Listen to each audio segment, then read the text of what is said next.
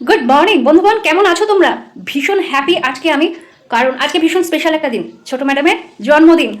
প্রত্যেকটা মায়ের কাছে সেরা দিন হয় এটা, তাই না?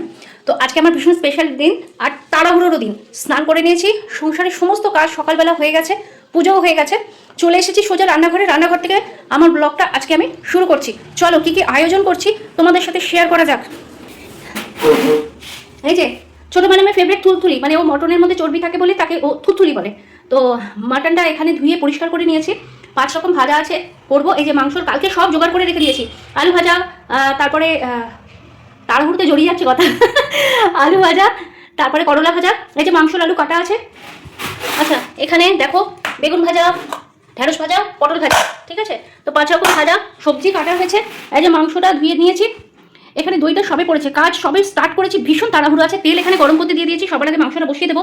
হ্যাঁ, পায়েস তো থাকবে, কি কি থাকবে, কি কি করবো সবটা তোমাদের সাথে শেয়ার করবো। আপাতত মাংসের আলুটা ভাজতে শুরু করে দিই, নাহলে অনেকটা দেরি হয়ে যাবে। চলো দেখা হচ্ছে আবার একটু পরে। বন্ধুরা দেখো, মাটনটা এখানে আমি ম্যারিনেট করে নিয়েছি, আগের দিন মশলা করে রেডি করে রেখেছিলাম। টমেটো, আদা, রসুন আর কাঁচা লঙ্কা, শুকনো লঙ্কা মিক্স করে। আর আজকে দইয়ের মধ্যে আরেকটুখানি, যেহেতু কালকে রসুনটা একটু কম ছিল, তাই দইয়ের মধ্যে রসুনটাকে আরেকটু অ্যাড করে নিয়ে ওটাকে করে রেডি করে এর মধ্যে দিয়ে দিয়েছি। দিয়ে এই যে মাটনটা ম্যারিনেট করে নিয়েছি, সাথে কিছু বেসিক মশলা অ্যাড করেছি, জিরের গুঁড়ো, ধনের গুঁড়ো, কাশ্মীরি মির্চ। তো এই হয়েছে আমার ম্যারিনেশনের করবো। আর আলু এখানে ভাজা চলছে, হয়ে এসছে, নামিয়েই নেব। এরপরে আমি এর মধ্যে পেঁয়াজগুলোকে কেটে দিয়ে দেবো। চলো কিভাবে কি করবো সবটা তোমাদের সাথে। বন্ধুরা দেখো, এখানে চলছে ভাজাভুজির পর্ব।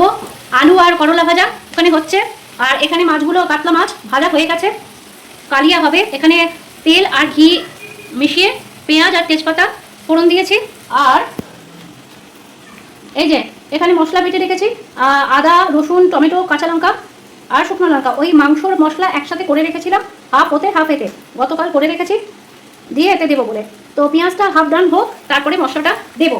আর এদিকে বাবারে গরম কি বাবা রে, এই যে পায়েস রেডি। আর এই যে মটনটা, এই যে মটন আমার রেডি। বাকি আছে খালি, যা বাকি আছে দেখাবো, এখনই সব বলবো না, সঙ্গে দেখো, দারুণ লাগবে। তো বন্ধুরা এখানে আমার কাতলা কালিয়া একদম রেডি। কুকারটার অবস্থা দেখো, ডাল গুতলে কি অবস্থা। এখানে ডালটা, মুগ ডালটা সেদ্ধ করে নিয়েছি, সাতলাবো। আর এই যে আম কেটেছি, চাটনি হবে। মটন তো হয়ে গেছে। তো চলো একদম থালায় পরিবেশন করে লুকটা তোমাদের সাথে শেয়ার করবো। ওই যে ছোট ম্যাডাম কি বলছে, কে বড় থালায় খেতে দেবে। বন্ধুরা এই হচ্ছে আমার মটনের ফাইনাল লুক, ঢেলে ফেলেছি। এবার শুধু খাওয়া দাওয়া স্টার্ট করে দিয়েছি। কি মেনু হয়েছে আগেই দেখিয়ে নিয়েছি। এই যে ছোটো ম্যাডাম খেতে বসে গেছে। এই যে চলো কীভাবে ওর থালাটা সাজিয়েছি দেখিয়ে দিই। 5 রকম ভাজা দিয়ে, ডাল দিয়ে, মাছ, এখানে আছে মাটন, চাটনি, পায়েস তো থাকবেই ম্যান্ডেটারি, দই, মিষ্টি। এই হচ্ছে ওর থালার লুক। সন্ধেবেলা আবার কেক কাটিংয়ের পর্ব, তোমাদের সাথে যখন কেক কাটা হবে আবার আসবো সন্ধেবেলা। আপাতত এখানেই রাখছি, আবার দেখা হবে সন্ধেবেলা। এখনই আমার ব্লগটা শেষ করবো না, চলো দেখা হবে আবার সন্ধেবেলা। সবাইকে টাটা করে দাও, আনতে দিয়ে দাও। বন্ধুরা দেখো, এখানে আমাদের পুরো কেক রেডি। কেকটা আনতে গিয়ে একটুখানি ইয়ে হয়ে গেছে, যেটা হয়ে থাকে আর কি। আর এই যে আমাদের টোটাল সাজানোটা তোমাদের সাথে শেয়ার করি, এই যে। আর এই যে আমাদের বার্থডে গার্ল, আরে বাবা রে, আমাদের বার্থডে গার্লকে কেমন লাগছে কমেন্টস করে জানাতে কিন্তু একদম ভুলো না। চলো আবার কেক কাটিং এর সময় তোমাদের সাথে দেখা হবে। Happy birthday dear Donika. Happy birthday সোনা। ইয়ে, কেকটা তোলো, সাবধানে তুমি তোলো, আস্তে করে হাতে করে তোলো। চলো চলো, তুমি ছেড়ে দাও, তুমি সোনা ছেড়ে দাও, সোনা ছেড়ে দাও। হ্যাঁ হাই ইয়ে, না কই রে, এই এসো ভেতরে এসো, ভেতরে ভেতরে এসো, ভেতরে এসো, সবাই তুলবো, এসো এসো প্লিজ এসো। দে, ওর হাতে দিয়ে দে। কাকাকে বলো থ্যাংক ইউ, থ্যাংক ইউ। বাবা কত বড় চকলেট, এসো দেখ এই বাবু ছবি তুলে দিতে। Birthday celebration finally complete.